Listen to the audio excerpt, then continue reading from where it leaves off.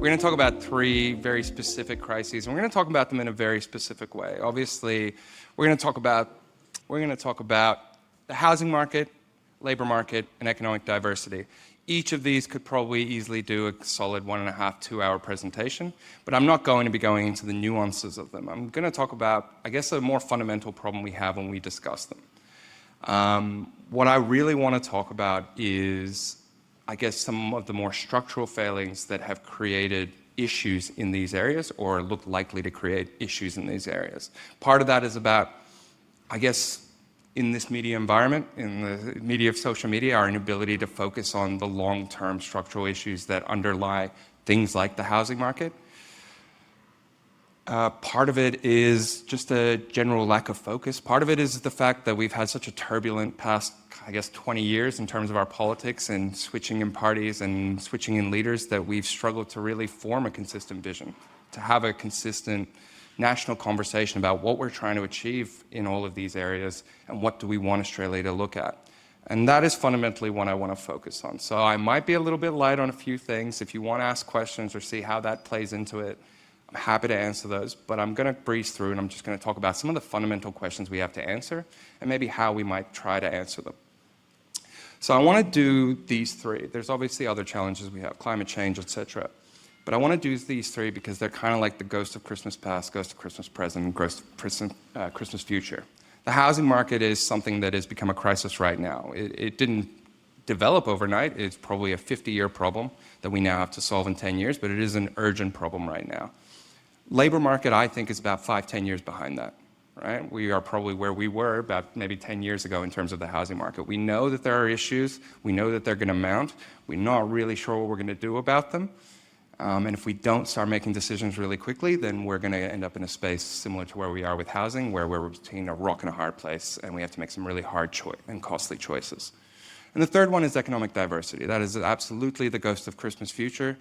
I mean, we're very much the lucky country. We've gone all in pretty hard on a few sort of industries and sources of wealth, and it's paid off. And it's quite possible that we don't see any problem with the way that we've structured our economy over the next couple of decades, but it definitely could become a problem 50 years down the track. And the lessons from the housing market is when we should start thinking about it is right now. When we start planning for it and crafting a vision, a very focused vision, and setting consistent long-term policy initiatives should be right now. So let's just talk about the housing market. And I'm going to talk about just two really fundamental things because I think they address a really structural problem. There are lots of issues, immigration and pressure when we're in a housing crisis. I'm very sympathetic to the view of we need to manage demand during a period where we are really struggling with an undersupply of housing. Planning laws can definitely unlock and increase the speed with which the construction markets can respond to changes in demand and undersupply. There are lots of construction costs, labor shortages, all these issues are definitely important. But I think underneath them all, there is this fundamental issue because all of those issues help us manage the pressure on housing supply and enable or allow the construction market to increase construction. But they don't guarantee that the construction market will do it because fundamentally, the government has over time, some of you who are younger might, well, not younger than me, but younger generally, some of you who are younger might feel like it's an odd thing, but over time, the government used to play a very strong role in the supply of housing in Australia, and over time, they've switched from supply to demand policies.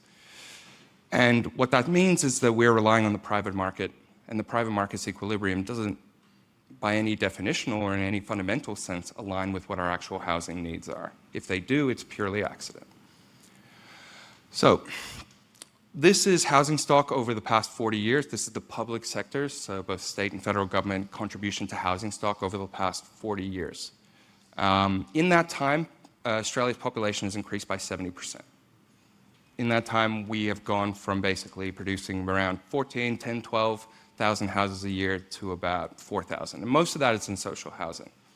If you go back to the 70s, the Australian government was actually responsible for, I think, around 25% of all houses constructed in Australia. By the 90s, it was about 10%. Early 2000s, it was maybe 5%. Now it's probably 3%. I think some years it was 1%. Sorry, I can't remember every number that I've looked at in the past few weeks. But But fundamentally, the government went from relying about 75% on the private market to effectively 98%. Now, there's been two effects from the government stepping back from supply. One of them has been that our public housing, our social and community housing, has just not kept pace with population growth. Since 2005, sorry, this is the best data AIHW had, here we can see an index of population and social and community housing units or stock. Since 2005, the population has grown by almost 30% to 2021. Social and community housing index, housing stock grew by about half that rate. In that time, we developed a waiting list of about 190,000 households waiting for social and community housing. Of those, about 50,000 are urgent need. Now, that's not only a problem because of how it impacts our most financially vulnerable, how it might increase homelessness and all these other issues, but all of those people are currently effectively operating in the private rental market. And that cascades all the way through our entire rental market and our housing availability. In fact, and I'll talk a little bit about our estimate of how much we've fallen short in terms of housing in a little bit, but we estimate probably in the last 17 years we've fallen behind around 200,000. We have a net negative of 280,000 houses that we've fallen short in producing, and about 190,000 of them come from this social and community housing index, of social and community housing stock that effectively the government tended to be responsible for in the past. What that means is if we put 190,000 people who really can't afford to be in the rental market into the rental market, is we end up with really low vacancy rates. Australia has some of the lowest vacancy rates in the world. And persistently, all the time. I mean, the US complains about a housing crisis. They have the same memes as we do about housing affordability and all these sorts of things, and how hard it is to rent, how expensive it is. But their vacancy rate at the moment in March 2025 is 7.1%. Ours is 1.1%. Now, there are countries that have more acute shortages similar to us, like Canada, but Canada even at the moment is at 1.6%. Canada's at 2.4%, New Zealand's at 1.6%. They're still outperforming us by a significant margin in terms of the share of their housing stock that's available for rental. If we look all the way back to the 90s, this isn't like a recent problem. Our vacancy rate only oscillated between about 1% and 4%. We very rarely hit 4%. The US oscillates between 7% and 11%. Even on their worst year, they had almost twice the vacancy rate that we had. It's a long-running problem. We produce just enough to kind of keep the market together. And it keeps housing prices going up, it keeps rental prices going up, but it doesn't allow for any improvement in housing affordability. So this is a chart that we built, which is our estimate. There are a lot of kind of estimates that go around. I based some of it off of Sol Estlakes' 40 years of policy failure that he kind of wrote this submission to the Senate in 2014. In that, he kind of looked at just a fundamental level, how many people are we adding to the economy? But he talked a lot about average household size. So I've integrated basically how many houses do we need every year based on the average household size. If average household size is 2.5, we need 0.4 houses per person. If the average household size is 3, we need 0.33, right? And so I adjusted every year based on that. I also included the fact that 10% of all residences, quite consistently, it changes, but quite consistently, are non-primary residences. So we need to produce that little bit extra because so many of the houses we actually build in these statistics are not actually going to be adding to the housing stock, primary residence housing stock. I also added into it removals, how many houses are we removing every year, and I added into it the fact that we probably need to get our vacancy rate up. You know what I mean? We can't just keep it 1%. We need to produce that little bit more just to get our vacancy rate just to at least 3-4%. You know what I mean? At the top end of where we've been reliably able to perform recently. And so that red line is 100% of demand in every year. And this is the 5-year rolling average of dwellings completed. You can see since the 1980s, that point in time, at this point we're relying 90% on the private market. And pretty much quite consistently, particularly in the last 17, 20 years, the private residential market has not met the targets. On a 5-year rolling average, and I use the 5-year rolling average because it's quite generous to construction companies because it takes them a minute to adjust, right? It's about, I think at the moment, a 10-month lead time to really construct a house or a townhouse and a 30-month lead time for multi-apartment dwellings. So I said, okay, let's smooth it out. Let's not be too harsh on their ability. But even on a 5-year rolling average, particularly in the last 20 years, they haven't met that. They haven't met the requirement for us to try to hit a 3% vacancy rate, to account for how many houses are non-primary residences, to account for our growth and our decline in household sizes. If we look at that period from about 2006 to 2022 and 2023, on a 5-year rolling average, the housing market has been able to do it 6 times. But if we look year to year, and I'm sorry I don't have that chart here for you, but if we look at year to year, in 4 years have they been able to actually produce more than we actually need to kind of make up for falling short in other years. And one of them was 2021, when immigration fell by 90% and housing prices were actually doing pretty well, so they just kept building anyway, right? In that period, since 2006, we've effectively had a 280,000 house shortage. And why does that happen? And this is the fundamental issue that I want to talk about. I fully sympathetic, migration, we can get it down maybe, planning, construction costs, get the lead times, get the approvals faster, increase multi-density construction. These are all helpful things, but they don't necessarily address whether the construction market is going to be willing and consistently and reliably capable of meeting our demand. If we have a couple of bad swings in our business cycle, if construction materials costs go up, the private residential sector will reduce its construction. Fundamentally, I think both parties agree. We've just watched an election where everybody and their son talked about housing affordability, and they all, everybody kind of agrees, whatever, even if that definition varies slightly, right? Like even if some people say, well, the vast, vast majority of people who are working full-time should be able to afford a roof over their head, right? Whether that's renting or owning. Certainly, both parties agree, and I'd say most people in this room agree that that is the objective we have. And that is actually a really predictable number, right? How many people coming in, what kind of households, how do they structure their households, how many kids are they having, all these things I just talked about. But how the private market addresses it, and this is a growing problem because of how reliant we are on it, is not at all aligned with that. How many houses it produces is based on a profit maximization equation, which means every time construction material costs increase, it decreases how many houses they construct. That doesn't affect necessarily at all how many houses we need. It only affects how many we produce. If the business cycle downturn, debt servicing costs increase, if there's labor shortages, if prices go down, they will reduce how much they construct and they will miss their targets. The second fundamental thing is that their objective as a profit maximization objective is just fundamentally not aligned with our objective, in the sense that if we decided that housing affordability meant, and I will talk about this in a second, meant that prices are going to fall, at least in real terms, over the long term, as housing prices start to fall, their incentives are directly counter to us. If we gained any real momentum in actually reducing prices, the private residential construction sector will probably want to reduce how many houses they build, killing any momentum we're able to gain. I'm not talking about a full takeover, or I'm not actually advocating for any sort of policy. What I'm saying is that it's fundamentally incongruous to rely on the private residential construction market to consistently and reliably, on an ongoing, long-term, sustainable basis, to produce us with the housing stock that we actually need. And that has to be addressed. It has to be addressed in some way before any of the rest of it can work, because we could reduce planning costs and times that would make them able to produce more houses. But whether they would want to or not, I think is a tough question to answer. And looking at this chart, I'm starting to suspect maybe not. So the fact that we've let this run for 50 years has created two really costly and complicated dilemmas, which really fundamentally makes it really hard for us to have a constructive, long-term, consistent vision or conversation about what we want to do. There is a really helpful and convenient euphemism that has emerged in politics, the words housing affordability.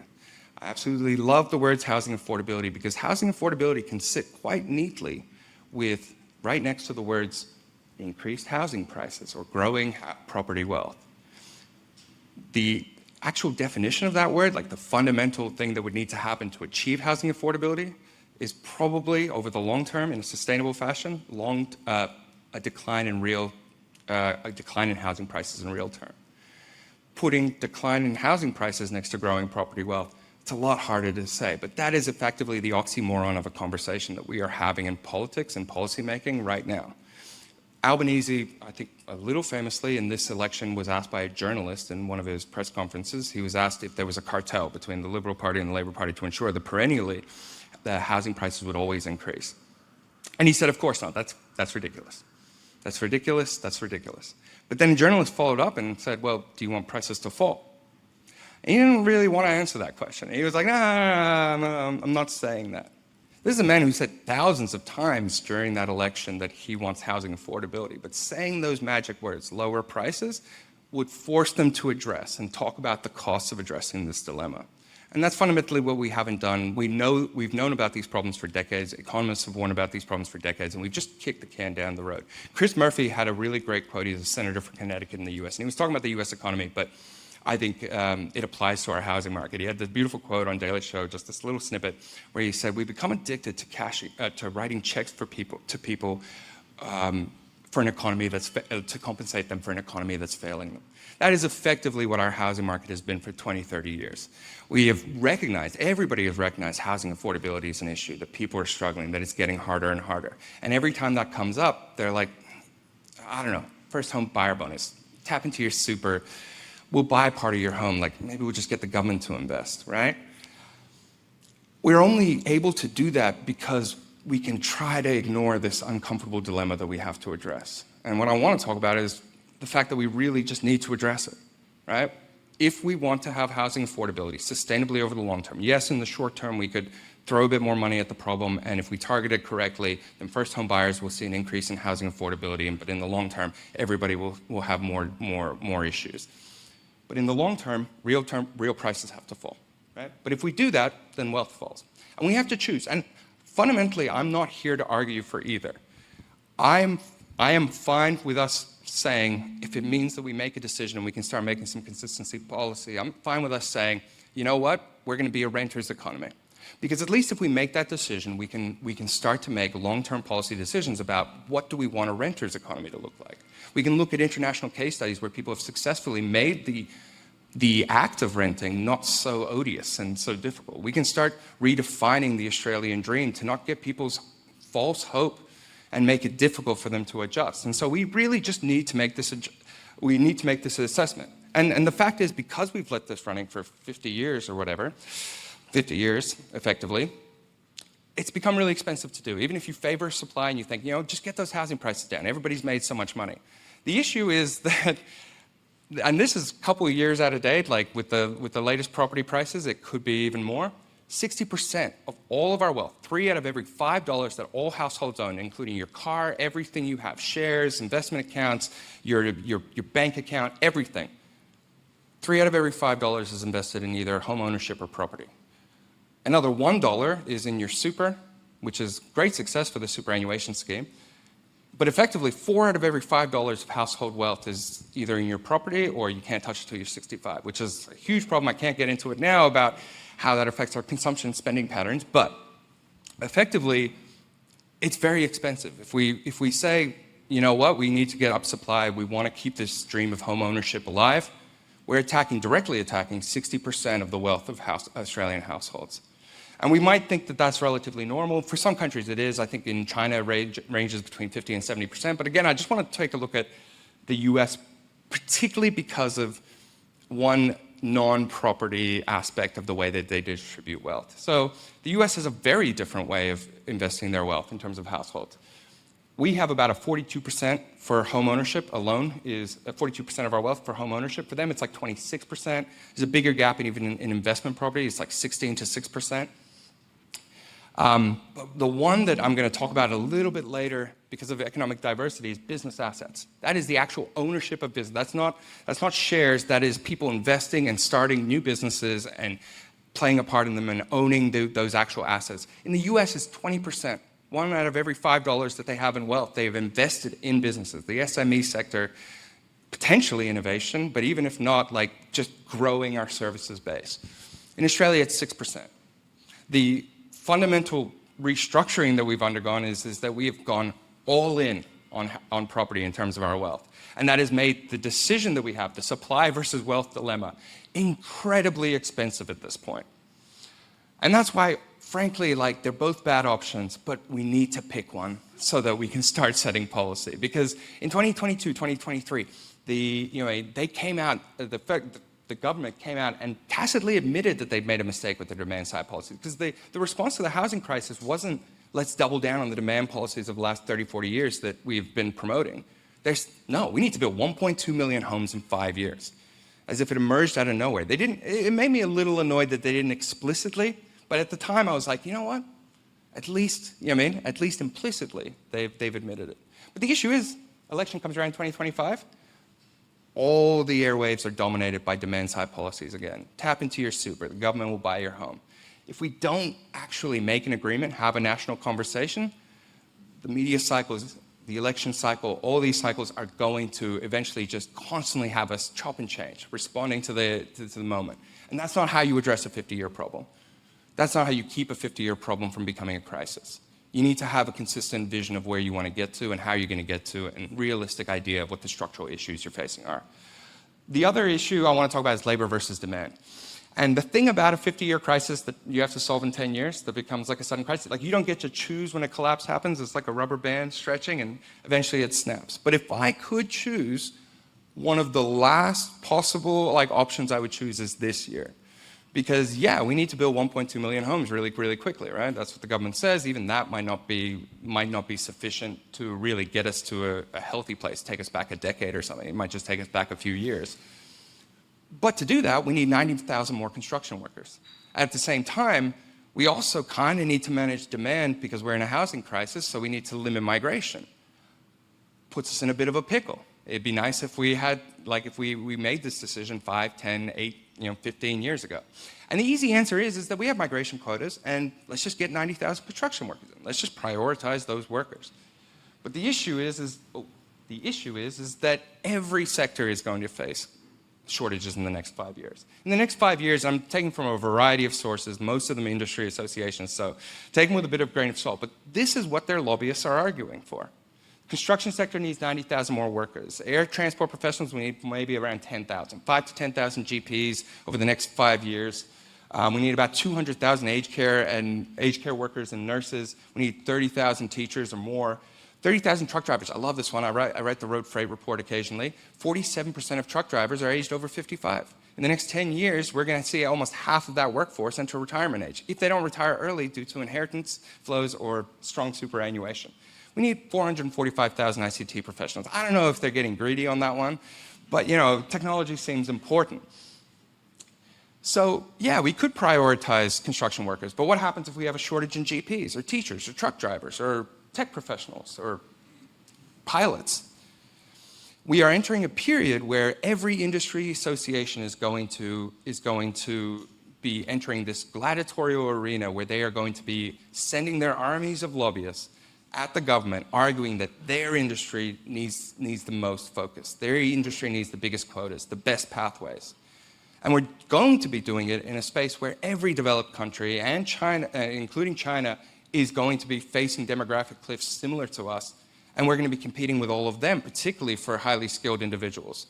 So 90,000 doesn't seem that much, but the context, the timing of when we suddenly need these 90,000 construction workers is extremely problematic. That is the cost of not answering a question in time, waiting for a crisis to happen before you address it. You end up between a rock and a hard place. And so, okay, let's talk about solutions other than migration. First, let's tap our existing labor force, jobs and growth. Great slogan, classic campaign slogan. They still use it. The whole tariff policy is about let's get more jobs in. But unfortunately, not unfortunately, it's one of the few high points, optimistic points of this whole presentation is we won the battle with jobs. Jobs and growth is outdated. It probably is workers and growth at this point. We're going to feel that soon. But at the moment, they still use the word jobs, but it's outdated. This is working age population. About 80% of the working age population is currently participating in the labor force, right? The Productivity Commission's latest intergenerational report in 2023 said if anything is going to decline, if anything, participation is going to start declining. If we have a down cycle in our business, if we have a downturn in our business cycle, if we face any issues with employment, in the US, they found that during COVID, participation rate dropped, and 66% of it was just basically demographically driven. It was both people saying, you know what, I'm already retirement age, I'm gonna retire, and people who are close to retirement age and say, it's not worth the trouble at this point, I'm just gonna retire early. So every time we have a business cycle, this number is likely going to start to get worse. Can't get much higher. There's just limits to how many people want to participate in the actual economy. And at the same time, as we have record participation, we also have just historically low unemployment. We've not only gotten a record number of people into the labor force, we've gotten almost all of them into jobs. At this point, let's say between the 70s and the 90s, it probably averaged around 8% unemployment. And when I was growing up studying economics, 5% was the sacrosanct number, the NAIRU, the non-inflationary rate of unemployment. And we all thought you couldn't cross that threshold. And then we just did. And I mean, while we saw inflation, there was no wage growth. I have a more detailed presentation about that for Karen, our CEO, later. But the problem is not that people don't have jobs. Everybody has a job. Like, we need to create jobs. We need to expand our economy, diversify our economy. We need to, meet the job needs of people who are being born or aging into the economy. But by and large, everybody has a job, right? That is not the challenge of the working class at this point. That is not the challenge of the labor force at this point. But it also means that we can't tap our workforce anymore to solve those shortages that I'm talking about. In fact, if anything, we're going to face more problems in terms of tapping our existing workforce. So we need to create a new one. So the other solution is productivity. Well, let's just make the people we already have productive, right? That makes sense.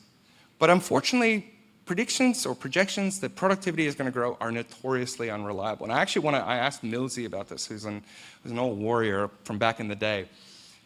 In the last 20, 25 years, we have had monumental tech innovation. We have gone from, having dial-up internet and taking like 10 minutes to download a single song, and maybe someone has emails, but probably just use a fax machine to be safe.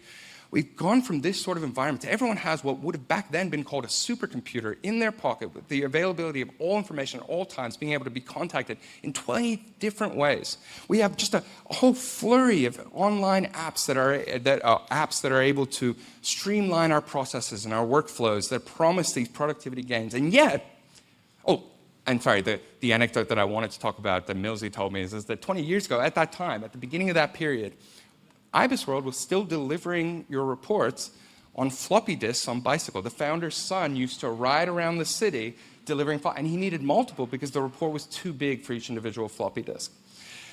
And it was a 6-week turnaround. You borrowed it like a library. You used it for a bit, and then you sent it back. That is the level of change that we have undergone. And yet, we've seen some of the lowest rates of productivity. In fact, in the last decade, we have seen the lowest rate of productivity we have seen in 60 years. So productivity, I don't know, maybe. I mean, I think the thought bubble everybody is having is, what's going to happen? AI, right? But the problem is, we're not so sure. When you look underneath the surface, it's not actually sure about how effective AI is going to be over the next 10 years. Don't get me wrong, AI is going to transform the economy, it's going to transform the world in ways that we can't even imagine. The question is when. Because when we're looking at the labor market, that's a 5-10 year problem. And the question is not how much does AI change the economy, but how much does it change in the next 5-10 years? And the answer is unfortunately quite disappointing. Goldman Sachs released a report on it where they questioned whether there was an overinvestment in the AI market.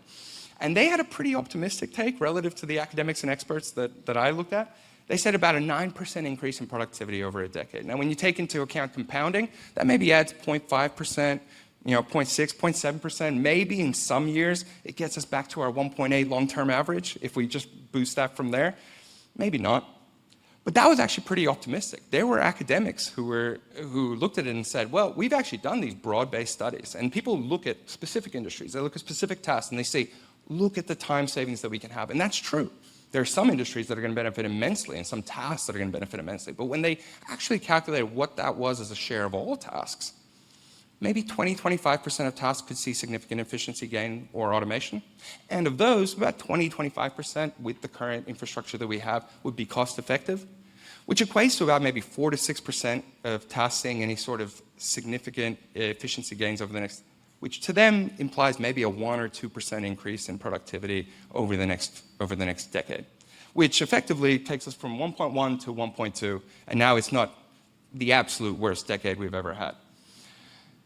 And the reason Australia has struggled with this, just to demystify that point, if anyone was wondering, the reason Australia is struggling, the reason that Australia might continue to struggle to realize the gains of AI is that we are largely a service business industry in terms of our employment. Most of the recent innovations around automation really were about goods production. As we'll talk about in economic diversity, we haven't been doing so good in that space. A lot of our employment, a lot of the places where we would see an increase in productivity are services, and they're largely in spaces like healthcare, education, construction, which AI can be helpful in some tasks, but very few. It doesn't help a physiotherapy massage or changing of a bedpan or any of these other tasks. For that, we'll have to wait for some sort of advanced robotics. So, yes, there are some options. There's not many good options. Ultimately, what we have to decide is, do we get the number of workers that we need to avoid labor shortages and to meet our housing targets? Or do we just deal with the housing shortages that are, the labor shortages that are going to come in 10 years? It's kind of, I don't know, rock and a hard place. I'm not saying we should do either, but we should decide which one we want to do. We shouldn't be making up immigration policy based on the news cycle. And that's the only argument I'm making today. So let's just quickly talk about economic diversity. And one of the problems, actually, with our desperate need for labor is that it fundamentally forces us to structure our migration patterns and skilled migration quotas on the basis of our existing economy, because we're so desperate to just recreate the economy we already have that we can't necessarily create a new economy. But for decades, and Phil Riven was actually a real pioneer in this space, he used to speak really optimistically about all the things we could do. And unfortunately, we failed him and done none of them. But he always talked about Australia as a breadbasket. There's been long conversations about advanced manufacturing. I've heard ideas that Australia could become a financial services hub for Southeast Asia and the Asian market. All these things are good ideas, but this is what our exports actually look like in 2023. Right? You can see 3 products account for 50% of our exports, and one country, China, accounts for 40% of our exports, which means natural gas, coal, iron ore. I don't like the 50-year outlook for these products, and unfortunately, our heavy reliance on it, I think we gamed this out among the analyst team. Some might disagree, but basically, we're so reliant on commodity prices in China that if something happens to either China or commodity prices, not only do we see soaring deficits, we don't see a huge increase in employment because they don't employ that many people, but we probably see a bit of a problem with our currency, probably a recession, which probably puts us into a stagflationary environment. That's kind of the bet we've been making, that nothing's going to go wrong with minerals for a very, very long time, right? And we're a very lucky country. It hasn't, but it could at some point, and eventually it will, particularly with coal and natural gas and the environment around climate change. But I want to quickly just take a look at this, what a diversified economy looks like. That's Japan. Japan is the most diversified economy. Pretty much most developed nations look like some variation of this. They're not as pretty as Japan. This is an absolutely beautiful split of exports. But they pretty much look like this. We don't look like this. We look more like a developing nation than a developed nation, right? Like, effectively, if you think about our economy, we fundamentally dig minerals, especially our exports, we dig minerals out of the ground and we have high tourism. That is really the breakdown of a developed country. We're more similar to Uganda and Botswana than we are to the USA. And that's not me being over the top. That's literally what economists have determined our ranking is for economic complexity. The Economic Complexity Index basically looks at the diversity and the value added, the sophistication of the products that you export. The sophistication is important because if you have sophisticated products, you have high-skilled workers that can pivot into new areas. Japan did this and South Korea did this with having a manufacturing sector that could pivot into advanced manufacturing over time. Our score ranks us 99 out of about 140 countries. We have a less economic complexity. We have less diversity in our output than Algeria, Botswana, Morocco. We're just above Laos, just a couple units above Pakistan. And we know this is a problem. We've talked about it for decades. Phil Riven talked about it for decades. But the problem is we just haven't made any progress, right? We talked about advanced manufacturing. Great, right? This is mining as a share of the economy. Went from 8% to about 14% over the last, 50 years. Manufacturing over that time went from 16% to about 4% or 5%, no recovery. No recent recovery. We haven't made any progress. We had the Advanced Manufacturing Fund. We've talked about solar panels for I think at this point, 5, 6, 10 years maybe, I don't know. We haven't made much progress here.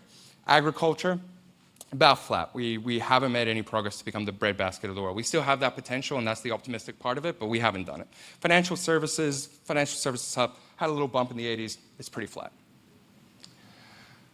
And because mining is so dominant, because it's so essential, it's effectively too big to fail, it's a safe place for our private capital, right? So over the last 40 years, we've seen that mining has had some ups and downs, but has consistently taken up 30% of all private capital expenditure, CapEx, in Australia. In the meantime, manufacturing went from 30% to, I think, about 8%. Financial services, largely flat. Couldn't get agriculture because the ABS started to exclude that for some reason, but the RBA had it, so I snuck it in. It went from about 14% to 4%. Right? So much for driving investment in the breadbasket of Southeast Asia, for the advanced manufacturing future. We started as a mining company, a country with investing in mining and manufacturing. We became a country that just invests in mining, effectively. And services, don't get me wrong, lots of investment in services, but most of those serve our healthcare and education needs. They're not exports. International education is one, but if we start cutting migration, rock in a hard place, here we go all over again, right? The issue is that private CapEx isn't going there. Households aren't investing in it. 6% of all household wealth is invested in business assets. So the only option we really have is the government really needs to pick a lane and make strong commitments. So Japan and South Korea are really fundamentally two of the just best examples of countries who have been able to pivot. In the post-war era, they were devastated. South Korea was an agricultural economy. It pivoted, it grew its manufacturing sector and then pivoted into advanced manufacturing. And the way, for example, when they decided they wanted to be a top 5 vaccine manufacturer in 2021, that was built by about 10, 15 years of them having dedicated policies to increase the skills and the workforces and the infrastructure of their biological sciences industry. And then they invested $2.7 billion just into that one function, right? Just that one, just to produce vaccines. We've had a National Reconstruction Fund, we had an Advanced Manufacturing Fund, right? $1.5 billion for like 12 industries, practically for the whole sector. And probably, Liberals win next cycle, maybe it gets forgotten. Maybe it doesn't get renewed. That doesn't give confidence. It doesn't create a business environment where private capital expenditure says this is a growing industry. The government is committed to it. This is going to be the future of Australia. And we urgently need to have that conversation. The government, us, everyone has to decide what is the future of Australia to create that business environment, to encourage households to get into that environment, and to create a grand scheme. But at the moment, it's piecemeal. It's inconsistent because there's no consistent vision. I don't know exactly what we're trying to do and how we're actually plausibly going to achieve it. So I'm sorry if that was a little bit depressing. Thank you for your time. We are facing a lot of challenges. The optimistic part is if we have these conversations, if we create a vision, we can do all these things. We just need to start talking about it properly. Thank you very much.